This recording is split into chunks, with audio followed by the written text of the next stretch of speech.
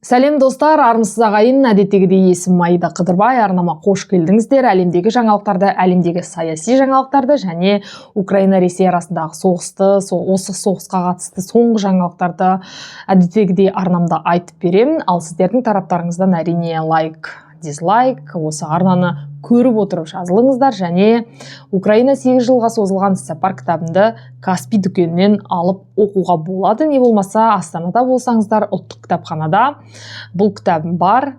Оқыңыздар, қазақ тіліндегі ақпаратты әрі қарай дамытуға атсалысайық. Өйткені қазір өз тілімізді өзіміз дамытпасақ, үкіметке қарап, тіл бойынша тілдің тағдырын білесіздер.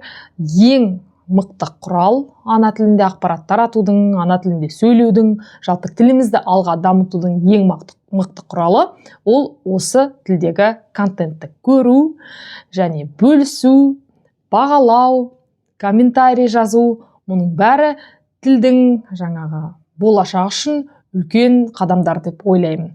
Сонымен енді әлемдегі жаңалықтарды өздеріңізде көріп отырсыздар. Әсіресе ақпан айында бұл айды мен келісім айы деп айтатын едім. Өйткені Куба бойынша қазір Трамптың мәліметі бойынша Кубадағы дүрбелеңді білесіздер. Куба бойынша қазір мықты келіссөздер жүріп жатқан сияқты. Жалпы Куба болсын, Венесуэла болсын, Ирандағы жағдай болсын. Венесуэла мен Ресей ауыз жаласқан еді және қазір Венесуэладағы президенттің Америкада болып, бірақ нақты режим ауысқан жоқ Венесуэлада. Трамптың мақсаты өзімен келіспейтін президенттерді осылайша орнына қою сияқты, және бұл тәсіл президентті даттасын, Трампты жақтасын, бірақ өзінің нәтижесін берген сияқты. Өйткені Венесуэланың режимі Трамппен келіспей, мұнай бойынша қандай да бір келіспеушілік болған. Бірақ енді президенті Мадураны бір-ақ түнде жаңағы орнынан алып тастағаннан кейін, әрине қазір Трамп Венесуэла бойынша да нақты келісім жүргізіліп жатқан. Кубанды білесіздер, өте ресейшіл ел және Путинмен өте қатты жақын. Қазір Куба бойынша да Венесуэладағы жағдайды көргеннен кейін әрине Куба сабасына келеді және Трамптың сұрауы бойынша келісімге келетіні мәлім. Бұның бәрі әрине мұнай саласына, мұнай нарығына тікелей әсер етуі мүмкін. Өйткені көп елдер, мысалы Ираннан тікелей мұнай сатып алуда, не болмаса Венесуэла бойынша мұнай келісімдерін тоқтатып, Америка арқылы, яғни үстемдік, бәрібір мұнай бар, саудасы бар, елде болатыны мәлім. Ал Ирандағы енді жағдайды, Иранға міне ақш әскері кіреді.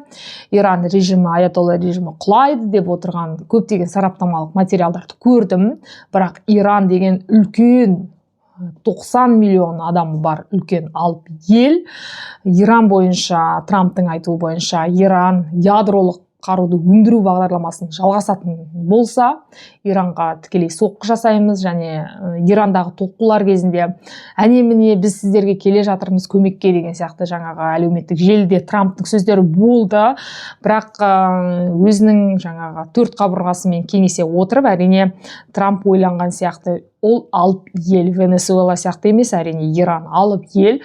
Сондықтан жаңағы спецоперация, арнайы операцияның мықты аяққа жетуі мүмкіндігіне күмәні туғаннан кейін бұл жаңағы тікелей шабуылды тоқтатып қойған сияқты. Бірақ бәрібірде осы ақпан айында бәлкім әне-міне деп мысалы үлкен кемелерін жіберді және қаншама қару міне қазір жаңағы заправкалерде тұр деген сияқты үлкен ақпараттық жаңағы сөйлемдер болды. Бірақ Иран мен Трамп қазір тек ескерту бойынша ғана, егерде сендер ядролық қару бағдарламаларын жалғастыратын болсаңдар, онда ақш Иранға соққы жасайды деген мәлімдемелер болды. Бірақ толқулардан кейін, қазір енді Ирандағы толқулар басылған сияқты, аятолла режимі 50 мыңға жуық өзінің халқын қырып тастаған, сонда қанішер режим.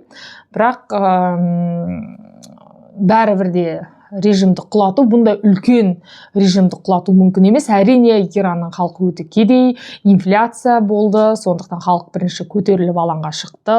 Халықтың көтерілген үлкен толқуларға ұласты. Өйткені Иран талай жылдан бері мысалы Газаны қолдап отырғаны мәлім болған, Хизбалла бар, соның бәріне халық қарсы. Газада емес, басқа да емес, Иран алдыңғы орынға шықсын деген осындай халықтық толқулар кезінде осындай ұран айтылған еді. Бірақ қазір Израильдің мәліметі бойынша Америка, ақш әне-міне Иранға кіреді, Иранның режимін құлатады деген жаңалықтар өте көп желіде есті. Бірақ қазір Иран бойынша Европалық одақ әрине осындай үлкен мыңдаған халық қырылғаннан кейін Иранның үкіметін жаңағы террорлық ұйым деп мәлімдеді. Әрине Иран өзінің астанасы Тегерандағы европалық елшіліктердің бірнешеуісін шақырып алып жаңағы қарсылық жариялады. Бірақ осындай террорлық ұйым деп айыптаумен ғана шектелді. Нақты санкциялар қарастырылып жатыр, бірақ әлі мынандай санкциялар қабылданды деген әлі ақпарат шыққан жоқ. Біз шыққан жағдайда нақты европалық тараптан, европалық одақ тарапынан шыққан кезде әрине біз бұны талқылайтын боламыз. Және бұл ақпан айының келісім айы деп отырғаным, ол 4-5 осы жақында, февраль ол ақпан айы, 4-5 ақпанда Абу-Дабиде 3 жақты, яғни Америка, Ресей, Украина, оны Зеленский мәлімдеді. 3 жақты келісімнің өтуі мүмкін. Енді келісім деген кезде Ресей мен Украина арасындағы келісім дәл бір уақытта шешіледі деп ойламаймын. Өйткені Ресейдің талабы бойынша жаңағы Донбасс өңірі толығымен қарусыз Ресейге берілуі тиіс. Және білесіздер, Ресей өзінің конституциясына Запорож, Херсон, жаңағы Харьков, Донбасс, яғни Украинаның 4-5 өңірінің конституцияға, нақты 4 өңірін өзінің конституциясына енгізіп қойған ел.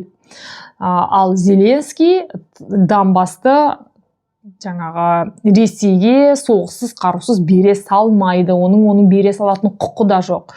Өйткені Зеленский Украина демократиясы мықты дамыған ел. Зеленский мұндай шешімді өз-өзімен қабылдай салатын болса, оның тірі саяси өлікке айналатыны мәлім. Мұны Зеленский тірі тұрған кезінде істемейді, өйткені ол өз халқын жақсы біледі.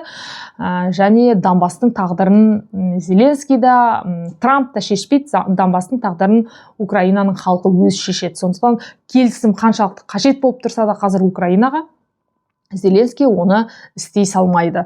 Және екі ел арасында, Ресей мен Украина арасында энергетикалық келісім болуы тиіс еді. Өйткені Трамп тікелей Путинға звондап, қазір қыстың көзі қырауда, атқыламай қоя тұр деген сияқты осындай сұрау болған сияқты. Оны өзі де айтты, мен Трампқа звондап, қазір осындай қиын кезеңде халықтың тоңып қалмас үшін осындай сұрадым деп. Бірақ қанша сұраса да Путин осындай әсіресе қыстың кезінде Украинаның атқылауды қойған емес. Қазір Киевтегі blackout және осындай қиын қыстау кезінде біздің Киевтегі үлкен әулет бар, 30 адамнан тұратын, мен сіздерге оны үнемі айтам, Марат Дәрменов.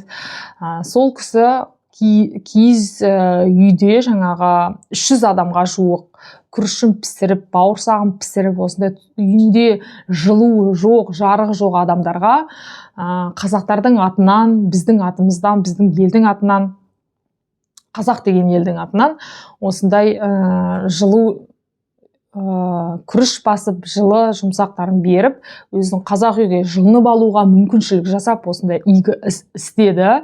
Және соның видеосын маған салып жіберді. Мен сіздерге оны арнамнан көрсетемін. Сіздердің тараптарыңыздан әдеттегідей әрине комментарий, Марат ағаға алғысымызды айтайық. Және қазір мен осы тікелей Киевтен жеткен видеоны сіздерге салатын боламын. Ал сіздердің тараптарыңыздан қайталап айтам, комментарий күтем. Армысыз, құрметті ағайын, бүгін мінекей қаңтардың 30-ы 2026 жыл мінекей Украина елінің Киев қаласында қазіргі осындай қиын жағдайда мынау жылу жоқ, жарық жоқ кезде осындай адамдарға қол ұшымызды, көмегімізді көрсетіп жатырмыз. Көрсетейін. Мында мінекей Анаке, ана самаурынымыз біздің.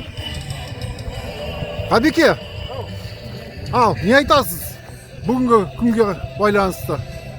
Соғыс тез бітсін, аманшылық болсын. Аумин. Тек аманшылықта кездесейік. Аумин айтқаныңыз келсін. Жасасын Украина, Қазақстан алға. Аумин айтқаныңыз келсін. Ал мінекей, Ғабекең самаурынға бүгін еге болып жатыр. Мұнда қазір бауырсағымыз жаңа пісіріп болдық. Мінекей бауырсақты Оля мен Коля пісірген бауырсақ. Мінекей осы ақтың жігіттеріне де қыздарының бәрін үйретіп қалай пісіретін. Ал енді мынау палауымыз. Ал мінекей мынандай қазір осы жердегі тұрғындарға, мына үйдің тұрғындарына бәрін таратамыз. Осы көрмейсіздер ма? Жылу жоқ, бәрі тоңып, бәрі осында келіп, жаймен келіп жатыр. Шетінен мінекей мына қыздар бізге көмектесті алдындағы. Енді осы жерде мынау шай қазір қойып жатқанымыз, мінекей шайымыз бар, басқанымыз бар. Ал мінекей адамдар жаймен жақындап келіп жатыр. Мінекей тағы да бір кісі келіп, қазір шетінен мынау әнді қойған себебім жаңағыдай алдында айтқанбыз. Егер осы жерде жаңағыдай ән музыканың дауысы шыға бастаған кезде палауымыз дайын, сол кезде жақындап келіп тамақтануымызға болады дегенбіз.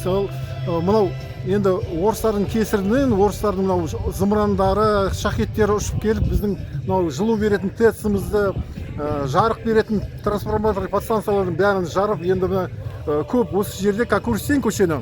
Мына көрмейсіздер ма? Көшеде онша адам да жоқ. Мына енді осы мынау неге келе жатыр? Мына палауға мына кісілер келе жатыр. Кішкентай бала шаға бұл жақта жоқ. Өйткені мына үйлердің барлығы жылусыз, жарықсыз тұр, өкінішке орай. Ал енді жеріміз, еліміз тыныш болсын, тездетіп бейбітшілік орнасын. Ал енді слава Украине, алға Қазақстан. Сіздермен болған Марат Дарменов, сіздердің қандастарыңыз.